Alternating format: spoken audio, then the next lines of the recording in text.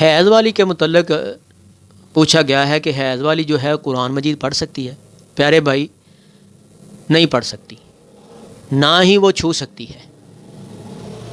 قرآن مجید میں نبی کریم صلی اللہ علیہ وسلم کے دیگر فرامین میں یہ بات ثابت ہے، لا یمس الا المطہر، کہ نہ چھوئے قرآن مجید کو وہ جو ناپاک ہے، مگر کون چھوئے؟ جو مطہر ہے، پاک ہے، یعنی ناپاک لوگ قرآن مجید کو نہ چھوئیں۔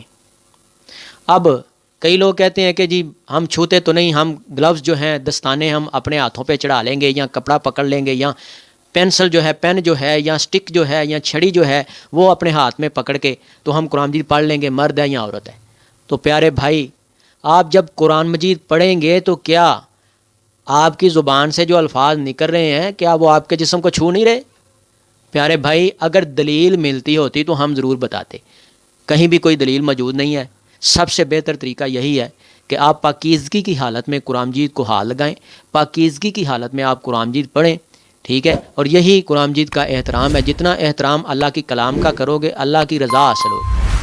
اب کئی بندے سوال کرتے ہیں کہ جی یہ جو چھوٹے چھوٹے عمل ہیں، واش روم میں، باتھ روم میں جانے کے لیے جو دعا ہے، باتھ روم سے باہر نکلنے کے لیے جو دعا ہے، ٹھیک ہے، اونچائی چڑھنے کے لیے اور پستی میں جانے کے لیے یعنی نیچے اترنے کے لیے سیڑھیوں سے سبحان اللہ پڑھنا پڑتا ہے، اوپر جانا ہو تو اللہ اکبر کہنا پڑتا ہے، واش روم میں جانا، باتھ روم میں جانا ہو تو دعا پڑھنی پڑتی ہے، تو اس کا کیا کریں؟ تو پیارے بھائی یہ آپ پڑھ سکتے ہیں، یہ دعائیں جو ہیں روزمرہ کے استعمالات کی جو دعائیں ہیں یہ حیض والی عورت پڑھ سکتی ہے۔ اگر کوئی مرد ناپاک ہے تو اس وقتی طور میں وہ باتھ روم میں جا رہا ہے تو وہ پڑھے، ٹھیک ہے، اوپر سیڑھیوں کے اوپر جا رہا ہے تو اللہ اکبر پڑھے، نیچے آ رہا ہے تو سبحان اللہ پڑھے، وہ یہ پڑھ سکتے ہیں۔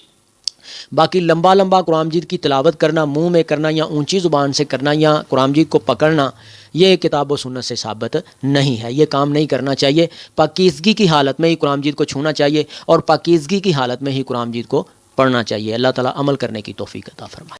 صدق اللہ العظیم۔ اگر آپ کو اس ویڈیو سے دینی فائدہ ہوا ہے تو حق بنتا ہے کہ آپ اس اسلامی چینل کو لازمی سبسکرائب کر دیں، لائک کریں اور کمنٹ میں اپنے خیال کا اظہار کرنا مت بھولیں۔